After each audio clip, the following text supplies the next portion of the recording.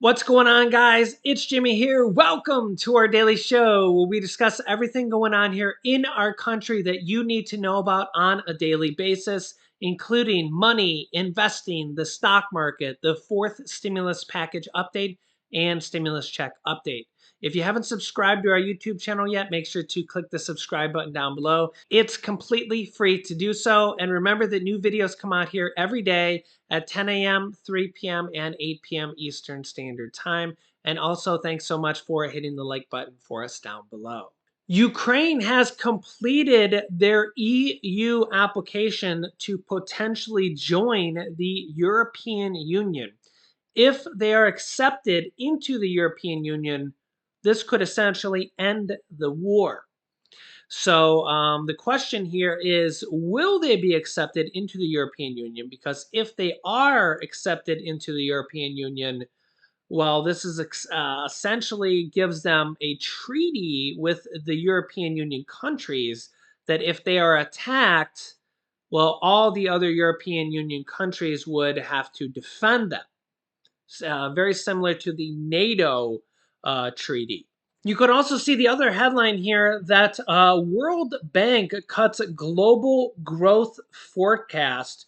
We're now seeing more and more recession calls for the United States and for the world. Multiple different countries are now saying recession could be in the forecast.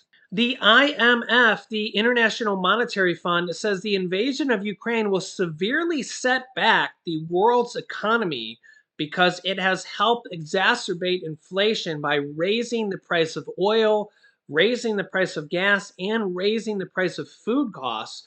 Both Russia and Ukraine are major producers of wheat, sunflower, and several different fertilizers, and of course oil. And this has helped exacerbate the cost of many different things here and has helped raise inflationary rates here across the world. You could see here directly from the United Nations that the Ukraine war has drove international food prices to a new all-time high. This is not just really for the US, this is for the whole world. So we do have a global all-time high food prices here for the world. Yeah, so we are just seeing inflation everywhere. Everywhere. It's not just gas prices. Yeah, you could see here repercussions of war. Conflict has driven up international prices for wheat, maize, and vegetable oils as war in the Black Sea region spread shocks through the market and trading in these staples. The FAO Food Price Index averaged 159.3 points in March, up 12.6% from February, when it had already reached its highest level since inception in 1990. Wow. The index tracks monthly changes in its prices of a basket of commonly traded food commodities. Last month's prices were 33.6% higher overall than March of last year. And these are global prices. This really doesn't have anything to do with the president or Democrats or Republicans or really the US. This is globally. This is globally.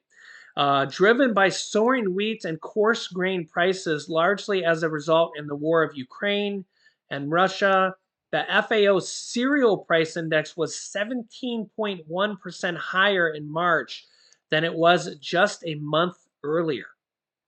Wow. Over the past 3 years, Russia and Ukraine combined accounted for about 30% and 20% of global wheat and maize exports, respectively. FAO's newly released cereal supply and demand brief estimates that at least 20% of Ukraine's winter crops that were planted may not even be harvested. But it also points to a worldwide cereal production of at least 2,799 million tons, up slightly from 2020, with rice production reaching an all-time high of 520 million tons. Yeah, and also oil and sugar and vegetable oil prices index rose 23.2% as well, driven by higher quotations for sunflower seed oil, of which Ukraine is the world's leading exporter. Palm, soil, and rapeseed oil prices also rose markedly as the result of higher sunflower seed oil prices and rising crude oil prices. So all this stuff is kind of intertwined. And sugar price index rose 6.7% just from February alone. Meat and dairy prices have been surging as well, related to a shortfall in animals in Western Europe that drove the FAO meat price index up 4.8% in March to reach an all-time high. Yeah, it just seems like everything is going up in price. And according to a recent article here from CNBC, actually from April 18th here, says without stimulus checks or child tax credit payments, many Americans can't afford emergency expenses. Yeah, check this out. It says when the pandemic hit, many Americans felt the financial shock of a sudden drop in income. If the same event happened today, many people would still struggle financially. Many people are. According to a poll conducted by the Bipartisan Policy Center, Funding Our Future Coalition and Morning Consult. What's more, the stopgaps provided by the government, namely stimulus checks and monthly child tax credit payments, and unemployment payments and other things, are no longer available to help curb financial distress.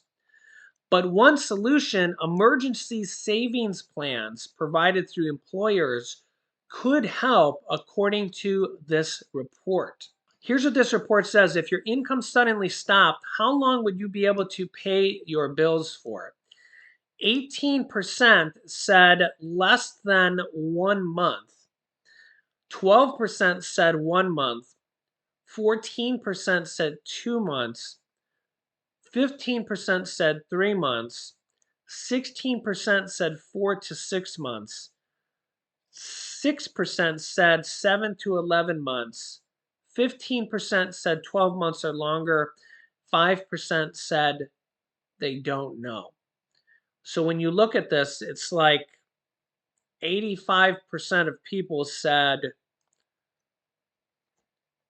less than 6 months or so. It's yeah, that's a lot of people. That's a lot of people. What do you think, Snowy? Yeah, you're getting big. You think they can hear you purring? Yeah, you're getting big. Tell them about all the tuna you've been eating. You've been eating us out of house and home. The survey found that 42% of employed Americans feel very or somewhat financially insecure. 24% have zero savings set aside for an emergency expense. Notably, the poll does not factor in the 40% of adults who are not employed. If it did, the emergency savings shortfall would likely be even more pronounced.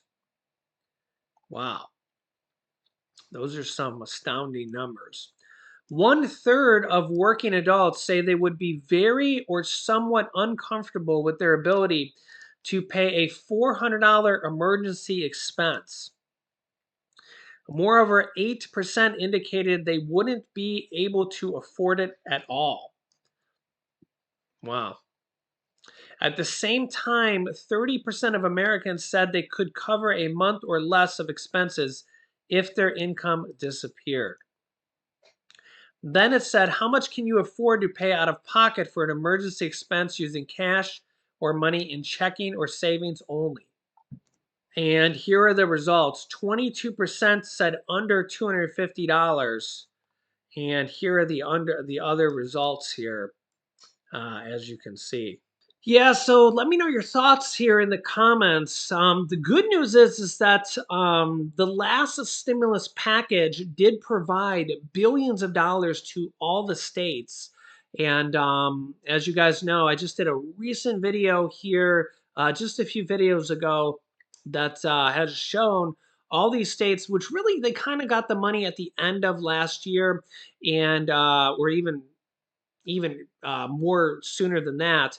And they're now going to be providing this money. If you watch that video, if not, I'll link you to that video here in just a moment. All these states are now considering or voting on or even passing. Several states have now passed actually stimulus checks for their people, and you definitely need to watch that video if you haven't yet. I'll link you to it here in just a moment. But multiple different states are considering or even passing stimulus checks on the state level, as well as the federal government, so the House and the Senate and the president considering another round, a fourth stimulus check um, here this year with inflation. Whether they're going to call it a inflation stimulus check, a gas stimulus check, or something like that. And remember, it is an election year, not for the president, but basically here for everybody else. The House, the Senate, one third of the Senate. Remember, senators get 6-year terms. Like Mitch McConnell, the Republican leader in the Senate, he's the minority leader because it's a 50-50 Senate. But the Democrats have control of the Senate because the vice president and the president are Democrats, so they get control of it. But Mitch McConnell was just reelected, and he's gets a 6-year term. Mitch McConnell's 80 years old, and he'll be there for 5 more years. So he'll be there till he's 85 years old. Yeah, he's 80 years old. He'll be there till he's 85 years old. Because again, they serve 6-year terms. If he decides to serve again, he'll be there till he's 91 years old if he wins again. Him and Nancy Pelosi, they seem to just win by landslides every time they they come up for re-election. They just always seem to win by landslides. Nancy Pelosi and everybody from the House, they serve only 2-year terms, so every 2 years they come up for re-election. So everybody from the House of Representatives is up for re-election, and most governors are up for re-election as well, state governors. So. Um, but I don't know if all the governors are using this as a ploy. It's really hard to tell if it's a ploy or not. But remember that all these states kind of just got this money, and now they're voting on it. So remember that each state, the House and the Senate, has to vote on it, and then the governor has to sign it. So just like the president of the United States, the House, they have the House and the Senate, has to vote on it. There is kind of the debate over the executive orders as well. Remember that former President Donald Trump did do that executive order for stimulus checks that went out to the unemployed Americans back at the end of 2020, that they used the money from the disaster relief fund, which was already approved money from Congress that was just sitting there, and he used that for the unemployed stimulus checks that went out for bonus money.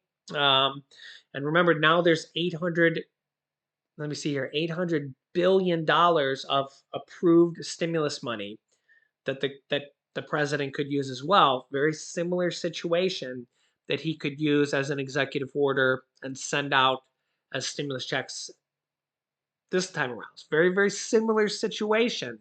Remember, Trump did it. Biden could do something very, very similar as well. Trump decided to send it out to unemployed Americans. Biden could send it out to anybody. He could send it out as a stimulus check for all. He could choose anybody he wants to. But remember, Trump did it. He had to use money that was already approved by Congress, okay, and then just reallocate it. Remember, there's $800 billion of money that's already approved by Congress from stimulus package 1, 2, and 3 just sitting there, okay? Well, $800 billion is enough to send out 2 whole stimulus checks to everybody. Remember that $1,400 stimulus check, the last one that Biden sent out, was around $400 billion. There's $800 billion sitting there. So whenever you see someone in the comments say that he can't do that, it's not really true because Trump did it. Somebody will say that in the comments that it has to be approved by Congress first. Well, this is money that's approved by Congress, and it's just sitting there. And remember, Trump did it, and it was approved by Congress as well. That was sitting in the disaster relief fund, and the executive order just reallocates it, and that's what Trump did. He reallocated it to and sent out those checks to the unemployed people. I believe it was 6 checks of $300 per week, and then states had the option to kick in an extra $100. You got to go all the way back to the end of 2020, I believe, here for this. So um, Biden could do this as well. Biden could do this as well through an executive order. Again, they have to use money that's already approved by Congress. That's where people, they say you can't do this because it has to be approved by Congress, but there's money already approved by Congress there. It's already sitting there. So that's where people get a little confused here, and that's where there is money. It's already approved there. It's $800 billion. And that's where it's a gray area of the law. But Trump did it, and if Trump can do it, you would think Biden can do it as well. And it could be challenged in the court of law. But that's where I remember talking to you guys 2 years ago saying, well, I don't think that the Democrats are going to challenge it because it would be political suicide, right? And it would just be, you just lose so many votes by taking money out of people's pockets that, and again, I'm not a Republican, I'm not a Democrat. At that point, I was saying I just don't think the Democrats would want to do that. And at this point, I don't think the Republicans would want to challenge that either and take money away from people either. So again, it's an option that's on the table, and a lot of Democrats are calling for the president to do executive orders to put money in people's pockets through multiple different areas. So we will have to see. It's an election year, so again, we will have to see. So let me know your thoughts here in the comments. I will keep you up to date here with everything. Make sure to click the subscribe button down below if you haven't yet. It's completely free to do so. This way you won't miss out on new videos. After subscribing, click the bell icon next to the subscribe button so you get reminders when we go live, which is every day at 10 a.m., 3 p.m., and 8 p.m. Eastern Standard Time. If you didn't see my new video, I just did a massive update with new stimulus checks. Click on this video here to see that with all the states and federal stimulus check details here. Click on that if you haven't seen that. Or you can click on this video over here to see my newest video besides that. So click on one of those videos next. Thanks for watching, guys, and I'll see you in the next video.